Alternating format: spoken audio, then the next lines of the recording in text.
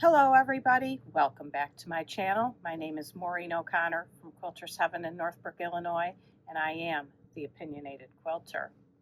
Today's episode, number 159, is looking for something new. I am always looking for something new to show you all. And I was going through videos to perhaps watch, and I saw one that said a 10-inch square pattern. We have several donated 10-inch square packs that people have given us to use for charity, so I'm always looking for something that I can use those for. So I started to watch it, and lo and behold, was it new? No, it was very old. If you've been watching this channel for a long time, episode 57, and we'll have a link to that video, is this pattern behind me. This is the Fabric Cafe version, the 3 1-yard quilt gals. They call it Town Square, but it's a center square with 2 different fabrics as frames around. This is the Sweet and Simple with a lime twist. This was the first pattern we had in our shop 17 years ago when we opened, and it was in fact our very first store sample. The original store sample has since been given away, but this is the current store sample, and we don't have it hanging in the shop because I can't get the pattern anymore. But this is the Sweet and Simple with a lime twist. It's a 12-inch block, and we've made it several times over the years. In fact, I've made it many times for nieces and nephews. I love it because you can take a theme fabric to put in here and personalize it to the person you're giving it to, and it's fast and easy. So in this video, it's the same block, but what's the difference? She used a 10-inch square pack. So instead of these all being uniform, they're all different. And what I found was she made it so much more difficult than it needed to be. It's your choice, it's your quilt, but I'm going to go through the differences and explain why I think yardage is a better way to do it than precuts. But as I said last week when I was talking about the Dresden plate, it's your choice. I never have a problem with a little more waste, a little more cost, a little more fabric to get the desired aesthetic that I want. So you have to choose for yourself. There's a lot of information on this board, so don't get scared with how many words and things are on here. I'm going to go through each thing individually. Pre-cut versus yardage to make this quilt. In the video, she first of all took her pack and said, I'm only going to use 30 of them. I'm going to put 12 in the scrap pile. Yes, my letters got a little close here. That word is pile here. So I call it waste. Everybody says, well, no, you're going to use it again. Well, let me tell you, when we get the boxes of donations from customers who are either downsizing or it's their children bringing it in because their mother passed away, there's lots of 10-inch squares in there. So many do not get used. Now, some of you may use them. I'm just saying, you set it aside, you may or may not ever use it. If you decide to use yardage, if you do 8 1/4-inch yard cuts, that will give you 32 10-inch squares. If you're only using 30, that leaves you a 9 by 20-inch scrap. I think that's substantially less than 12 10-inch squares. Now, remember, 12 10-inch squares is almost 7/8 of a yard, so it's a lot of fabric. Now, I actually prefer, rather than to do 5 by 6, I would rather do 5 by 7. This is kind of almost too square for me. I like it a little bit more rectangular, but that's personal preference. You can decide what you want to do for your quilt. If you use 9 1/4 yard cuts, that gets you 36 squares, which would then leave you just 1 extra square. And so you'd have a 9 by 10 inch scrap. Not too bad. Now, the next thing she does in her video is she tells you to starch and trim each square to 9.5. Well, the whole idea of pre-cuts is that you're not supposed to have to cut. And not only are you cutting, but you're cutting a whole lot more. Picture yourself.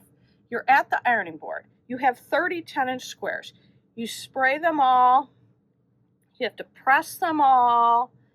And then you go to your cutting mat and you cut, turn it around, cut, 30 times. Now, picture yourself at your ironing board with 1/4 yard cuts of fabric. Spray. I just go through, I spray them all, I let them sit for a while, I come back, and I press the 1/4 yards of fabric. Then you take those 1/4 yards of fabric to your cutting mat, and you cut your pieces. Now, I neglected to say, I make my center squares in this, the way this pattern is, which is an 8.5 inch square, which I want to use rather than a 9.5 inch square that the YouTuber showed on this one, because I want to be able to buy it at a 1/4 yard. I don't want to have to buy 1/3 of a yard. That again would give you too much more waste. So that's why I can do 1/4 yard cuts versus which is 9 inches versus a 10-inch square you cut down to 9.5. I hope that made sense. So I got to the point where we had pressed and cut our 8.5 inch strips, and then you subcut those into 8.5 inch squares, and you can have your fabric doubled and cut 2 at a time, super fast to get your squares cut. Now, the next thing this presenter said was to cut these frame pieces individually.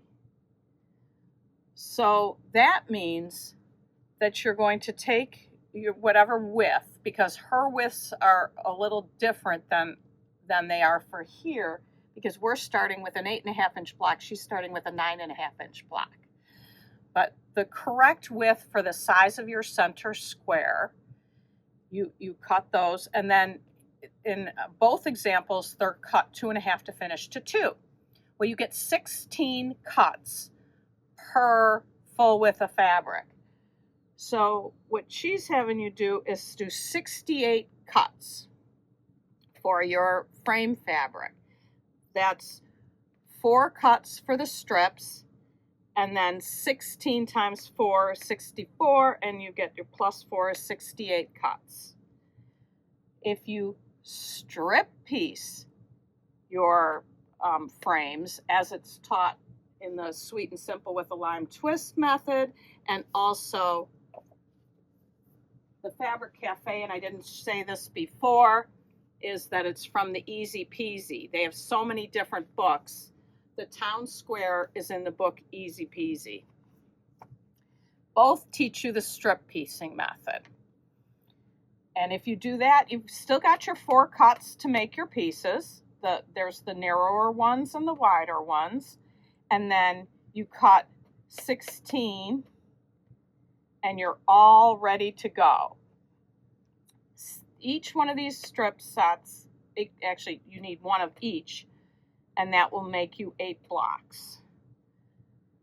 If you cut yours separately, you then have to take your pieces, pair them up, pick it up, put it in the sewing machine, pick the next one up, put it in the sewing machine until you've got all of them pieced, and then you need to press them all individually. If you've strip pieced, you sewed these together and you've pressed them, and you're ready to sew them to your center squares. This is just so much more efficient. And in this way, you only took 36 cuts. Your 16 and 16 plus your 4 for your strips. Far more efficient to do 36 cuts than 68 cuts, in my opinion. Now, the blocks turn out the exact same way when you're finished.